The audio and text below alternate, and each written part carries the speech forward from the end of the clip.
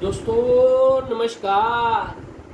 दोस्तों आप देख ही रहे हो 7 8 10 दिनों से अर्नब गोस्वामी कांड जो मीडिया में तो खैर इतना नहीं लेकिन सोशल मीडिया पे तो चल ही रहा। आज मैं सबसे एक सवाल पूछना चाहता हूँ कि हमारे देश के सर्वोच्च पदों पर बैठे प्रधानमंत्री, गृह मंत्री, रक्षा मंत्री, राष्ट्रीय सुरक्षा मामलों से जुड़े हुए चीफ या जो भी सेना के जो मेन प्रमुख हैं जो कि ये सारी स्ट्राइक्स को कमांड करते हैं, वो 5 लोगों में से एक आदमी और अर्नब गोस्वामी, अगर इनके ऊपर जांच बिठाई जाए और ये जांच में गलत पाई जाए तो इनको फांसी होनी चाहिए कि नहीं होनी चाहिए। दोस्तों आप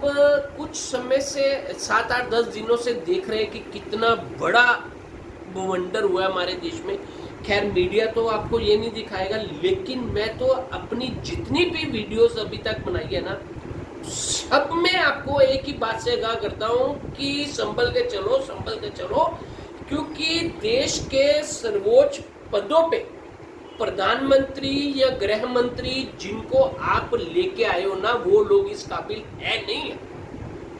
वो लोग एक दिन देश को इस हालत में छोड़ के झोला उठा के चले जाएंगे ना कि आप लोग देखते रह जाओगे। दोस्तों कितनी बड़ी मिस्टेक है और कितनी बड़ी बात है जिसको कि आज हमारा मीडिया दिखा नहीं रहा। बालाकोट स्ट्राइक,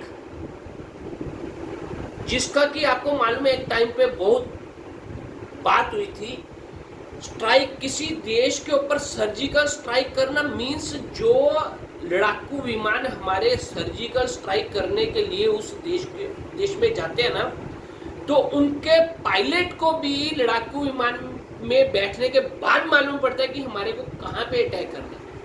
तो दोस्तों ये जो मैं बात पूछ रहा हूँ ना आपसे कि सर्वोच्च पदों पे बैठे हुए इन लोगों के खिलाफ अगर जांच कमेटी बिठाई जाए तो इनको क्या फांसी की सजा होनी चाहिए कि नहीं होनी चाहिए, क्योंकि ये जो सर्जिकल स्ट्राइक होती है ना, इसके बारे में बहुत कम लोगों को जानकारी होती है। और मेरे को ये समझ नहीं आ रहा कि सर्जिकल स्ट्राइक होने से 2-3 दिन पहले ये 2 कोड़ी के पत्रकार को इस चीज के बारे में कैसे मालूम पड़ गया। अभी ये बात जब भी हमारे देश के बाद दूसरे देशों में जाएगी ना, तो हमारे देश का मजाक उड़ेगा, हंसी उड़ेगी। दोस्तों ये तो सीधा साधा जो मामला है ना, ये हमारा सेना से जुड़ा हुआ मामला मीन्स कि हम लोग अपनी गद्दी बचाने के लिए या अपने चैनल की टीआरपी बढ़ाने के लिए आज जो हमारे जवान सीमा पर तैनात है, क्या हम लोग खाली इसके लिए कि हमको अपनी गद्दी बचानी है और अपने चैनल की टीआरपी बढ़ानी है, उसके लिए हम उनकी शहादत दे सकते हैं? क्या ये सही है या गलत है? ये आप लोग खुद सोचिए।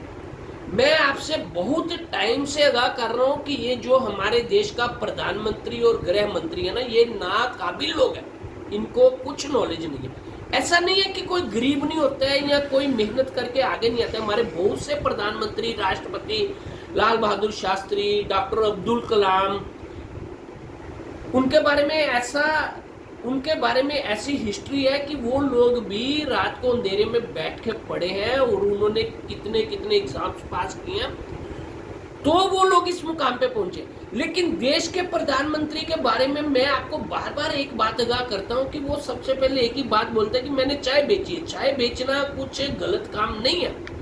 चाय बेच के मेहनत करके रात को पढ़ाई की गई है और उसके बाद आदमी ने बहुत बड़ी डिग्री ली है, ये एक बहुत बड़ी बात है। ऐसे लाल बहादुर शास्त्री देख लीजिए, डॉक्टर अब्दुल कलाम ले लीजिए, और ऐसी बहुत सी उदाहरणें हैं कि जिन्होंने मेहनत करके बहुत गरीब से पढ़ाई की है, उच्च पदों पे बैठे। लेकिन इस आदमी ने तो चाय बेचने के बाद भीख मांगना शुरू कर दिया। और हमारे देश का गृह मंत्री जिसने इलावा लोगों के दिलों में धर्म, जात पात, और उसमें हमारा प्रधानमंत्री आज जो प्रधानमंत्री उस समय वो भी उसमें इन्वॉल्व था। धर्म जात पात के नाम पे नफरत फैलाने के अलावा कुछ नहीं किया हुआ। और सोचो अगर आप ऐसे लोगों को इतने दुनिया के सबसे बड़े लोकतंत्र में सबसे सर्वोच्च पद दे रहे हो, तो दोस्तों 130 करोड़ लोगों की आबादी का क्या हश्र होएगा। आज पूरी दुनिया हमारा तमाशा देख रही है। ये लोग ना काबिल लोग हैं, जाहिल लोग हैं, अनपढ़ लोग हैं, इनको सरकार चलाने का कोई भी तजुर्बा नहीं है। ये लोग सिर्फ कुछ कारपोरेट घरानों के हाथों में बिके हुए, आप मान लो कि ये उनके एम्प्लॉई हैं।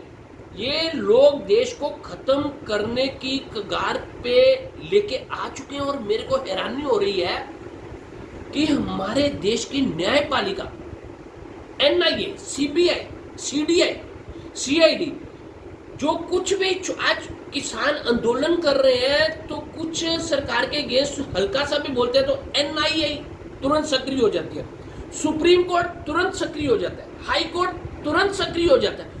अरे यार, इतना बड़ा कांड हो गया, ना तो अभी तक हमारा supreme court, high court, NIA, CBI कुछ एक्शन नहीं ले रही है। तो सोचो कि हम लोग किस दल में धंसते जा रहे हैं। दोस्तों, ये जो पहले हम लोग सोचते थे ना कि सालों नहीं, ये तो कुछ महीनों में, कुछ दिनों में ये जाहिल लोग हमारे देश को खत्म कर देंगे। दोस्तों, मैं आपसे बोलता हूं कि इन लोगों के अगेंस्ट आवाज उठाओ, सड़कों पे उतर आओ, नहीं तो हम लोग ऐसे गर्त में चले जाएंगे ना कि हमारे आने वाली पीढ़ियां हजारों सालों तक हिंदुस्तान का नाम नहीं ले पाएंगे। तो मेरी बात को समझने की कोशिश करो और ऐसे जाहिल लोगों के खिलाफ बोलो और सड़कों पे उतरो। जय हिंद।